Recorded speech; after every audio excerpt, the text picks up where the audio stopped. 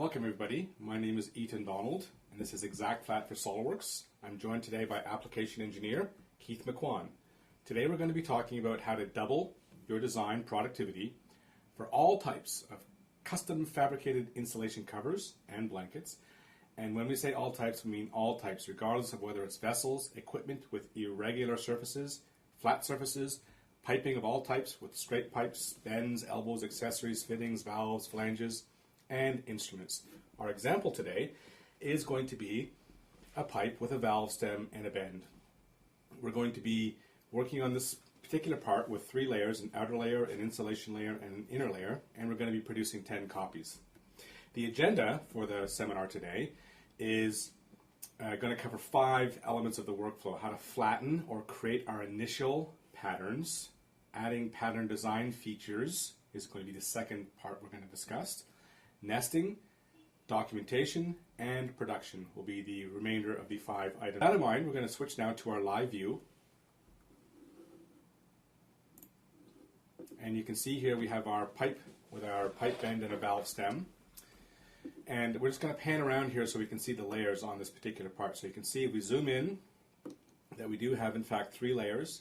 An inner layer, a middle layer which is going to represent the insulation, and an outer layer which is going to represent the insulation jacket or cover.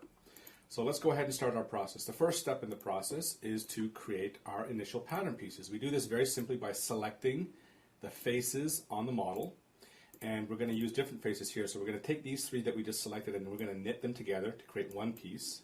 I'm going to select on the valve stem here. When we want to select the inner layers, we just select right through the outer section. So you can see we just have to click on the piece and then create the pattern piece, and it's that simple. And we've got one more layer to go here, which is the inner layer. So we'll create those pieces as well. We're going to knit those bends, the pieces in the bend together also. So that's it. Now we have our pattern pieces created. We're going to convert this to an ExactFlat part, and what that's going to entail is we're going to take the faces on the part we have here, and we're going to create an initial flat pattern, and we're going to create edge references. So where one pattern piece has to be sewn to another, the beginning and the end of those edges are going to be referenced and cataloged. We go into our flattener view as the next part of the process, and you can see that we've got our 3D model on the right hand side and our 2D flat patterns on the left hand side. So the first part of the process is we're going to select the pieces to assign materials to. This is going to be for the flattening part of the process. So this is the outer layer. We're going to assign a different material, this is the insulation, to the next set of pattern pieces. And we're going to pick yet a different material for the inner or hot layer, or perhaps cold layer as it may be.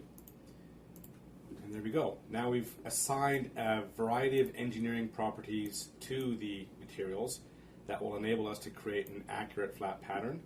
So the first part of our process is we're going to create a new mesh which is going to accurately represent the pattern pieces that we have, and the benefit for the for the process here is that you're going to increase your accuracy and decrease your solve time. So this will take about it depends on the complexity and the number of pieces. It can take anywhere, say, from 30 seconds to a minute. And if you have a computer which supports multi-threading, our technology certainly does support multi-threading, so you can blaze through this pretty quickly.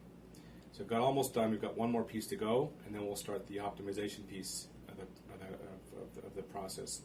And you can see that the last piece down there at the bottom is still waiting, and there it goes. So now we'll optimize this. You can see the color coding there. That represents stress and sag. Sag are wrinkles, and stress is where the fabric is pulling tight. And what the algorithm is trying to do is eliminate all the stress and sag on the various pattern pieces.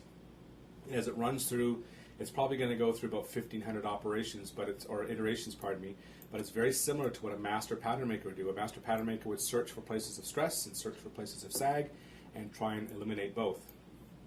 And you can see our optimization process is complete. Now what we have to do is just update our edge references, because the edges have changed with the optimization. And now we're going to go into our pattern view. So let's update our pattern pieces with the new ones we just created. This won't take too long. And there we go. So now we've completed two parts of the process. One part of the process, we've created our initial flat patterns.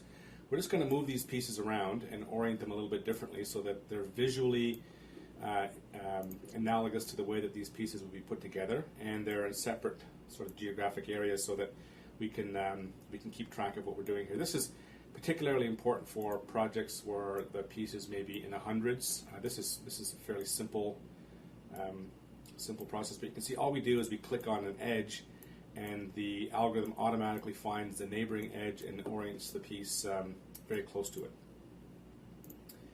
So we'll just move these two pieces here, and the last, these are pieces from the valve stem. And you can see we've also got three colors here. The colors are representative of the different types of materials. So let's now switch to our pattern environment.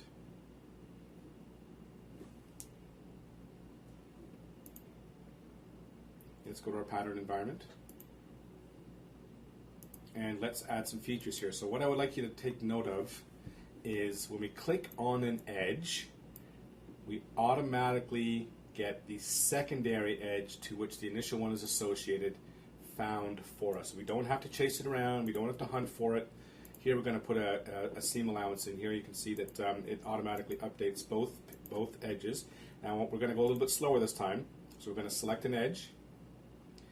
There's the primary edge. You see the secondary edge is automatically selected. Now we're just going to go ahead and put a seam allowance on here.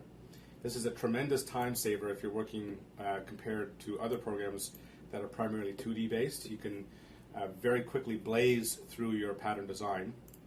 We're going to add some notches now.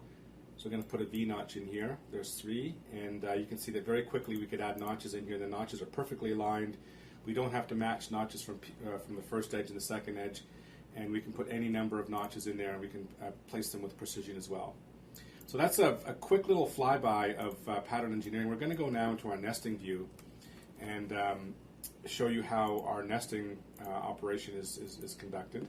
You can see right off the top we've got three different auto-generated markers, and that's in the top left there. There's the first one, the second one, and the third one. And we have three because we have three different types of materials. So let's go ahead and nest these materials. You just click the nest button. There we go, nest, and the algorithm starts to pack all the pieces down. And it's set to run for 1 minute. So you can see you can adjust the run time. It can be scheduled for any length of time depending on the number of pieces or the complexity of your nest. You can have it run overnight, you can queue it, you can schedule it, but we're going to stop this. We're going to accept it here because this is not terribly complicated. Accept that. We'll go to the next one. Yeah, we'll nest these. This is the insulation layer, so this would be cut maybe with a different cutter, maybe cut by hand, maybe plotted out, but we'll get to the export part of this process again in just a moment. So we'll just stop that one there and accept that. And let's go to the final one. We'll nest these pieces here.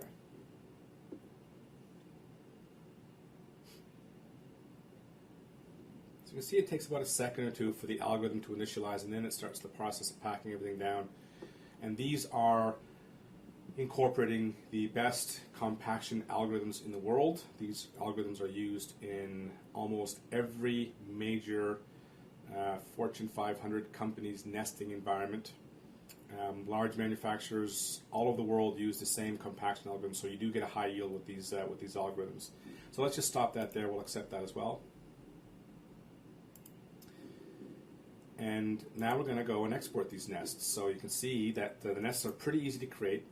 We have a number of presets depending on the type of cutter you have, or if you have a plotter, you can certainly plot these pattern pieces out. You can lay them over your material and hand cut.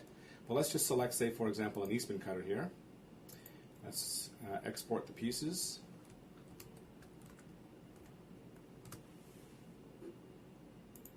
And even though we haven't shown, we do have a variety of ways to edit the parameters around the nest, like edge buffers and piece gaps and lay rules such as rotation increments and things like that. And we can also adjust grain lines and have those constraints put in there very easily. But in the interest of brevity, we didn't show that right now. If anyone's interested, please do give us a call. We'll be happy to show you. And you can see the actual nest on the right-hand side and the exported nest on the left-hand side. If we zoom in, you can see the notches on certain pieces. There you go. And those notches would be perfectly lined up based on our edge reference geometry. So let's close out of here. You can now take that and you can export to the cutter. But let's go into our documentation view. So let's launch into that view. The first thing we're going to do is select a template. The templates are fully customizable. We're going to create or select a template that we've created, but any template supported by SOLIDWORKS, some of the prepackaged ones are available, or ones that you wanted to customize yourself, they're available as well. So you can see that the first part of the process is very easy. You just simply drag your pattern pieces onto the document block. We are using a B block right now, but we can easily support A, C, D, or even E blocks if necessary. And if you just take note that we have the pieces aligned in the same way that we have aligned them from the pattern design view. So all of that information is transferable to our documents, and the fidelity between the different environments, pattern design and documentation, for example, is very, very high. In fact, it's exact. So what changes you make in one area are reflected in another area. And we will talk about that in just a moment. So the first thing we're going to do here is we're going to put a table in. So let's go ahead and put a piece table. So it's just a table of pieces. And now let's put some balloons corresponding to that piece table in here. So you can see it's very easy to annotate the documents. You do not have to export to a third-party tool like Adobe Illustrator or other drawing tools to create your documents. You don't have to digitize pieces in. You don't have to sketch around perimeters. All the information is available from one environment to the next. So now we're going to put a material table in. And for the interest and sake of making things very clear, we're just going to use a different color.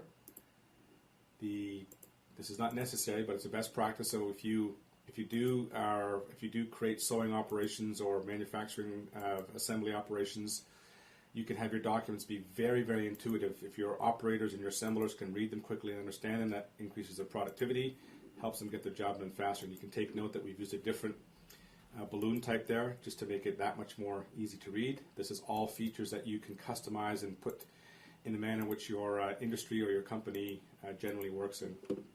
So next we'll put an edge table in. And you can see that we've got 4 edges. That corresponds to the 4 seam allowances that we put in from the pattern design process. And we'll change the color on this one as well. Now we're just going to put some balloons in, and again we have a different balloon type. So very quickly we can call out the edges here. And if you don't use one of the pre-packaged table sets, you can actually create custom tables yourself with any number of rows and columns, put your own custom information in there. And lastly, we'll go ahead and put a notch table in here as well. And we'll keep the notch table at the bottom because we're just going to save a bit of room for making some changes a little bit later on. Let's just drag that notch table down a little bit further. Yeah, notch too.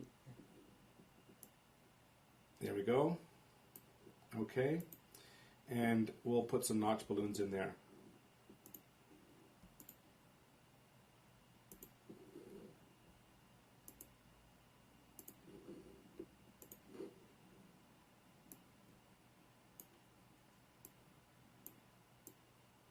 There we go. So there you have it. There's the basics of documentation. So let's just review what we've done so far very quickly. We're going to go back to our main model environment. We're going to look at our 3D model. See, our 3D model has been updated with the material assignments. Now we're going to go to our flattener view. You can see that our flattener view has been updated with the layout that we have arranged our pieces in. Let's now go to our pattern environment. You can see that our pattern environment reflects all of the things that we've done so far in addition to the features which we've added. If we zoom in here, you can see that we've got our seam allowances and our notches on these pieces. And then let's go to our nest environment, which has our various nests for the different material types. The beauty of the program is in the integration. This is an industry first where we have all of these different pieces working in one technology platform where the changes you make in one area get automatically reflected in another area. So we're going to go ahead and make a change right now just to show you that. So let's go back to our pattern environment. We're going to put a new seam allowance down here at the bottom on the blue piece. Yeah, we're just going to click the edge. Notice the primary edge is selected. We'll put a seam allowance on there. Okay, now let's go back to our drawing view and let's just take a look at the table. and we'll note that the table has been updated. Now there's a number of, there's 2 extra edges that have been added there. So let's put some balloons in there for the additional edges.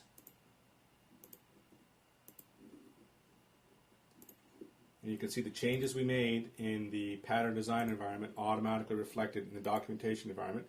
So it's very quick and very easily. Say if you forgot to put a seam allowance in, or if you wanted to change a seam allowance, or if you wanted to delete a seam allowance. It's not a problem. So there we have the update. And let's go back to our pattern design environment. And we have the seam allowance reflected there, but there's one more thing. Now we've changed the perimeter of the pattern pieces, so we have to go update the nest for the 3rd marker. And again, now we have the granularity. You can see that the pieces are overlapping there a little bit because we built the nest based on a different perimeter edge. So now actually we can update this nest, put the pieces in again and nest it again very quickly, very easily. And as this nest initializes and starts to run, we just want to again reiterate the fact that the environments are all integrated and that you have very, very, very precise revision and change control. And when you make a change in one area, it's reflected in another area. And as you can see, our nest is packing itself down, but let's just stop it there. We'll accept it and go from there. So there you have it. That is an overview of ExactFlat for SOLIDWORKS. And we won't bother to export this again because you've seen that already. But let's just go back to our main presentation screen right now because we've seen the technology. So let's just exit out of here and let's just review what we did today. So we talked about flattening. We talked about flattening. We talked about pattern design, nesting, documentation, and production. And we called out the fact that the beauty of the program is in the fact that these tools are all integrated. You get revision and change control built into the program. And it's a way to increase your productivity quite dramatically. And what you do with your productivity is up to you. If you want to use your productivity improvements to increase profit, if you want to use them to win customers, if you want to use them to grow revenue, that's entirely what you can decide how to do that.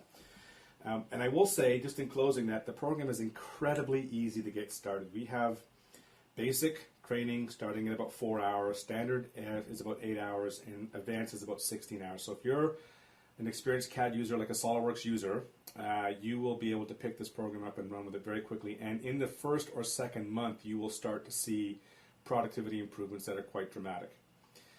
So, with that being said, I'd like to say thank you very much for joining us today. My name once again is Ethan Donald with Keith McQuan from ExactFlat. And if you have any questions, please visit us on the web.